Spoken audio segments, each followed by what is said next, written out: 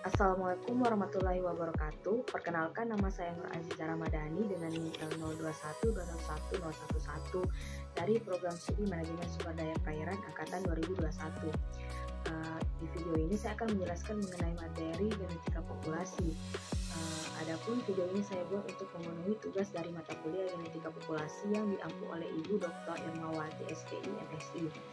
Video ini saya telah membaginya menjadi 6 pokok pembahasan. Yang pertama yaitu mengenai sel, yang kedua perbedaan sel hewan dan sel tumbuhan, yang ketiga yaitu materi genetik, yang keempat yaitu sintesis protein, yang kelima yaitu ekspresi gen, dan yang keenam adalah replikasi DNA. Baik, sebelum melangkah ke pokok pembahasan yang pertama, saya akan menjelaskan terlebih dahulu apa itu genetika populasi. Jadi, genetika populasi terdiri dari dua kata, yang pertama yaitu genetika dan yang kedua adalah populasi. Di mana definisi dari genetika sendiri adalah genetika merupakan cabang biologi tentang pewarisan sifat. Sedangkan definisi dari populasi yaitu populasi merupakan sekumpulan individu yang sejenis dan mendiami suatu wilayah tertentu. Jadi dapat kita simpulkan bahwa genetika populasi merupakan cabang ilmu genetika yang membahas tentang transmisi bahan genetik pada ranah populasi. Baik, selanjutnya langsung saja kita melangkah kepada pokok pembahasan pertama, yaitu definisi sel, di mana sel merupakan unit terkecil yang menjadi dasar kehidupan dalam arti biologis, di mana semua fungsi kehidupan diatur dan berlangsung di dalam sel. Karena itulah, sel dapat berfungsi secara otonom asalkan seluruh kebutuhan hidupnya terpenuhi. Makhluk hidup atau organisme tersusun dari satu sel tunggal atau yang biasa disebut uniseluler, misalnya bakteri, archaea, serta sejumlah fungi dan protozoa, atau dari banyak sel atau yang disebut juga dengan multiseluler. Pada organisme multiseluler terjadi pembagian tugas terhadap sel-sel penyusunnya yang menjadi dasar bagi hierarki kehidupan. Secara struktural, sel ini disusun oleh beberapa komponen. Yang pertama ada dinding sel. Dinding sel merupakan struktur yang terletak di luar membran plasma yang membatasi ruang bagi sel untuk membesar. Dinding sel ini merupakan ciri khas yang dimiliki oleh tumbuhan, bakteri, fungi atau jamur, dan alga. Meskipun struktur penyusun dan kelengkapannya berbeda, hewan dan protista kebanyakan tidak memiliki dinding sel. Dinding sel ini memiliki banyak sekali fungsi. Beberapa fungsinya yaitu dinding sel berfungsi untuk mempertahankan atau menentukan bentuk sel. Dinding sel juga mendukung dan memberikan kekuatan secara mekanik atau memungkinkan tanaman untuk tumbuh lebih tinggi dan lainnya. Yang ketiga, dinding sel mampu mencegah membran sel untuk pecah dalam medium hipotonik atau tekanan turgor. Komponen penyusun yang kedua ada membran plasma, di mana membran plasma merupakan membran biologis yang terdiri dari lapisan bilipid fosfolipid, serta protein, membran, dan karbohidrat. Komponen khas dari membran plasma membuatnya menjadi penghalang selektif permeabel. Kemudian komponen penyusun selanjutnya ada sitoplasma, di mana sitoplasma merupakan cairan yang terdapat di dalam sel yang terletak antara membran plasma dan nukleus.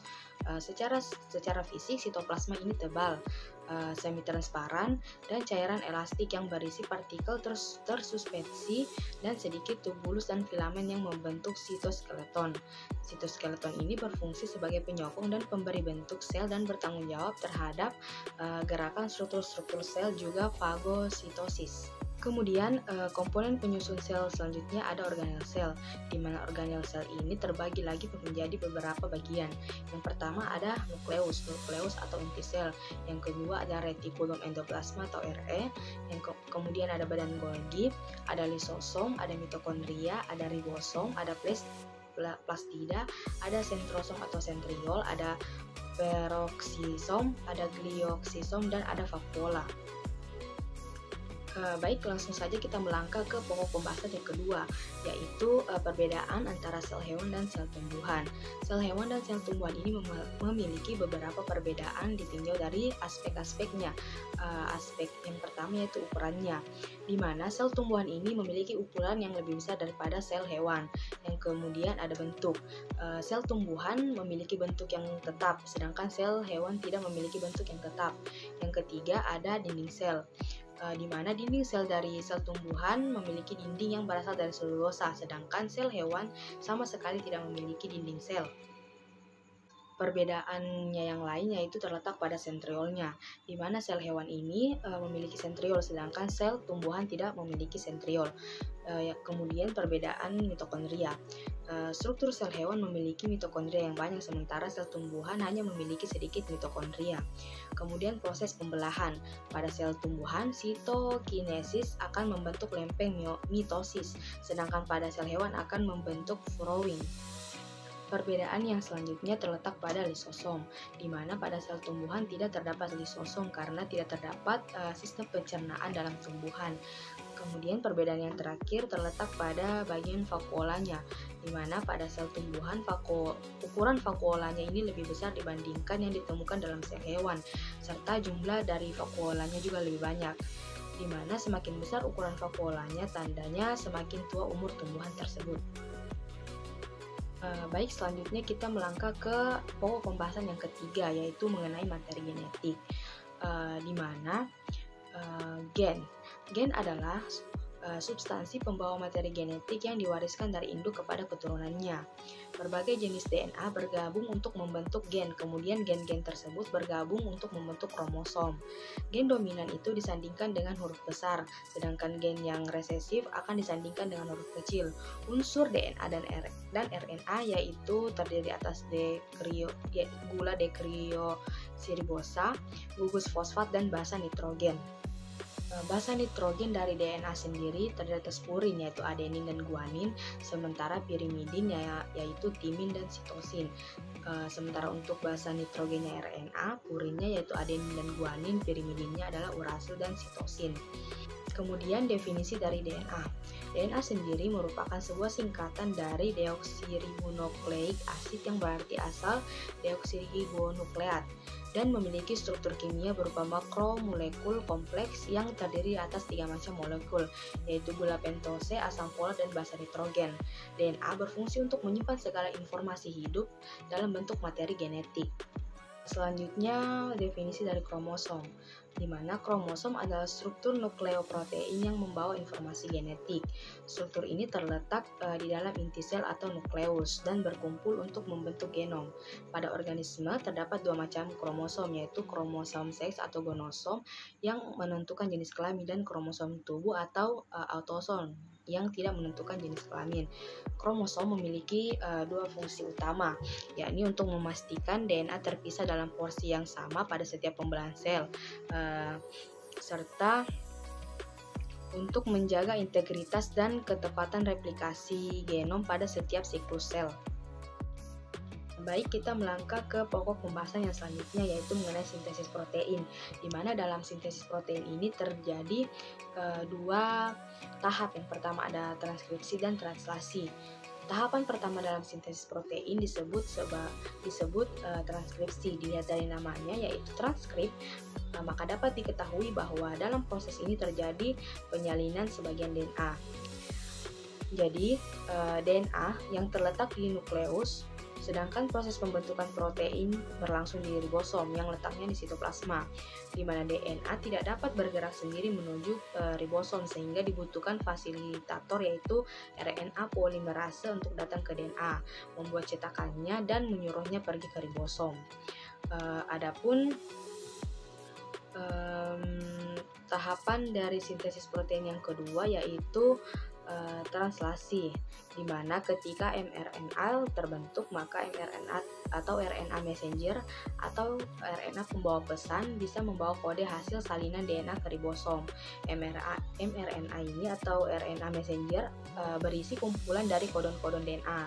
Setelah nanti tiba di ribosom, maka proses translasi dapat dimulai.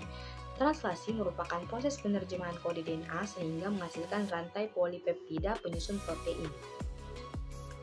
Baik, pokok pembahasan selanjutnya yaitu mengenai ekspresi gen. Ekspresi gen ini dimulai dengan proses transkripsi dan diakhiri dengan proses translasi, di mana di transkripsi terjadi perubahan gen atau DNA menjadi mRNA atau RNA polimerase. Pada translasi terjadi perubahan dari mRNA ke protein atau ribosom. Gen sekuen DNA dengan panjang minimum tertentu akan mengkode urutan lengkap asam amino suatu polipeptida atau RNA atau mRNA, tRNA, dan rRNA. Produk ekspresi gen yang pertama hipotesa Garrod oleh Archibald E. Garrod, di mana sebuah gen terdapat sebuah enzim, sebuah gen mutan, dan sebuah blok metabolisme. Kemudian hipotesanya ini diubah lagi oleh G.W. Biddle dan I.L. Tatum menjadi sebuah gen, yaitu sebuah polipeptida, karena produk gen tidak selalu berupa protein fungsional atau enzim, namun bisa juga berupa protein struktural.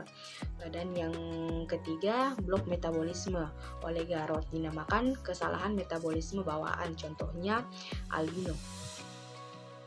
Kemudian pokok pembahasan kita yang terakhir yaitu mengenai replikasi DNA.